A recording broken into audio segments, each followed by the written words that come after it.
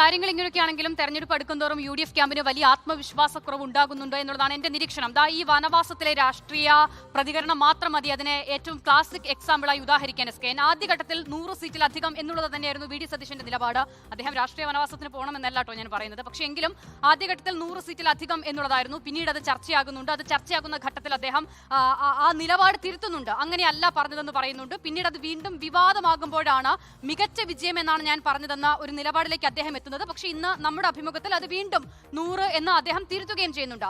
തദ്ദേശ തെരഞ്ഞെടുപ്പിന് പിന്നാലെ ഉണ്ടായ റിസൾട്ടാണ് ആദ്യഘട്ടത്തിൽ തന്നെ VD സതീശനെ കൊണ്ട് ഇങ്ങനെ ഒരു പരാമർശം നടത്താനായി പ്രേരിപ്പിച്ചത് എന്നതിൽ തർക്കമില്ല. പക്ഷേ തെരഞ്ഞെടുപ്പ് പ്രചാരണ ഗോതയിലേക്ക് ഇറങ്ങുമ്പോൾ റിയാലിറ്റി മറ്റൊന്നാണ് എന്ന് അവർക്ക് ബോധ്യപ്പെടുന്നുണ്ടാകണം. സർക്കാർ വിരുദ്ധ വികാരം എന്നത് വോട്ടാകണമെങ്കിൽ സർക്കാരിനെതിരായ പ്രചാരണങ്ങൾ ഉയർത്തിക്കൊണ്ടുവരണം. ഇവിടെ UDF അതിൽ പൂർണ്ണമായും പരാജയപ്പെട്ടിരിക്കുന്നു എന്നുള്ളതാണ് എന്റെ നിരീക്ഷണം. അത് ബോധപൂർവം വികസന പ്രവർത്തനങ്ങൾ ചർച്ചയാകരുതെന്ന അജണ്ട UDFനുള്ളത് കൊണ്ടാണ്. അതിന് മറ്റൊരു കാരണം കൂടിയുണ്ട്. സർക്കാർ എന്തൊക്കെ ചെയ്തില്ല എന്ന ചർച്ചകൾ ഉയർന്നു വരുമ്പോൾ സ്വാഭാവികമായും മറുഭാഗത്തു നിന്ന് ചോദ്യങ്ങളുണ്ടാകും. അവിടെ കോൺഗ്രസും UDFും അഭിമുഖീകരിക്കേണ്ടി വരുന്ന ഏറ്റവും പ്രധാനപ്പെട്ട ചോദ്യം എന്താണ്?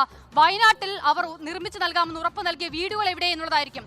നാളുകളായി പിരിവ് നടത്തി, ആ പിരിവ് നടത്തിയതിൽ നല്ലൊരു പങ്ക് മുക്കി എന്ന് കേൾക്കുന്നു. പിന്നീട് അത് പിരിക്കാൻ ഉപയോഗിച്ച ആപ്പ് പോലും കാണാതാകുന്ന സാഹചര്യം ഉണ്ടാകുന്നു. വലിയ വിമർശനങ്ങൾ ഉണ്ടാകുന്നു. അതിന് പിന്നാലെ തെരഞ്ഞെടുപ്പിനോട് അടുക്കുന്ന ഘട്ടത്തിൽ ദേശീയ നേതാക്കളടക്കം വന്ന് കല്ലിടുന്നതാ ഉടനടി അവിടെ നിർമ്മാണ പ്രവർത്തനങ്ങൾ തുടങ്ങാമെന്ന് പറയുന്നു. പിന്നീട് ഒന്നും ഉണ്ടാകുന്നില്ല. കല്ലിന്റെ മുകളിൽ കുറെ പുല്ലുകളല്ലാതെ മറ്റൊന്നും അവിടെ ഉണ്ടായിട്ടില്ല.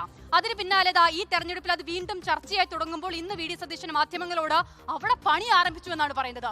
പച്ചക്കള്ളം പറയുകയാണ് അദ്ദേഹം. അവിടെ ഒരു പണിയും തുടങ്ങിയിട്ടില്ല കോൺഗ്രസ് നിർമ്മിക്കുന്ന വീടുകളുമായി ബന്ധപ്പെട്ട്. അപ്പോൾ ഈ നിലയിൽ ഗ്രൗണ്ട് റിയാലിറ്റിയിലേക്ക് ചർച്ച വരികയാണെങ്കിൽ കോൺഗ്രസിന് ഇങ്ങനെ ഒരുപാട് ചോദ്യങ്ങൾക്ക് മറുപടി പറയേണ്ടി വരും. മാത്രമല്ല ഈ സർക്കാരിന്റെ കാലത്തെ മുൻ സർക്കാർ UDF സർക്കാർ ചെയ്ത കാര്യങ്ങളുമായി ബന്ധപ്പെട്ട് താരതമ്യം ഉണ്ടാകും. അപ്പോൾ അവിടെ നിന്നും 10 വർഷം കൊണ്ട് എത്രമാത്രം മാറ്റം വന്നിരിക്കുന്നു എന്ന് ജനങ്ങൾക്ക് കൂടുതൽ ബോധ്യമാകും.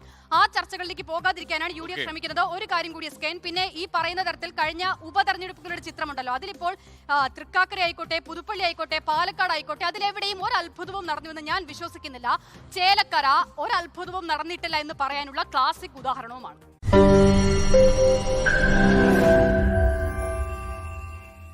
ലോകത്തെവിടെയായാലും ഏത് സമയത്തും 24 വാർത്തകളും ഓഗ്മെന്റഡ് റിയാലിറ്റി പാക്കേജുകളും എക്സ്പ്ലെയിനറുകളും വിശദമായി കാണാൻ ഞങ്ങളുടെ YouTube ചാനൽ നിങ്ങൾക്ക് സബ്സ്ക്രൈബ് ചെയ്യാം.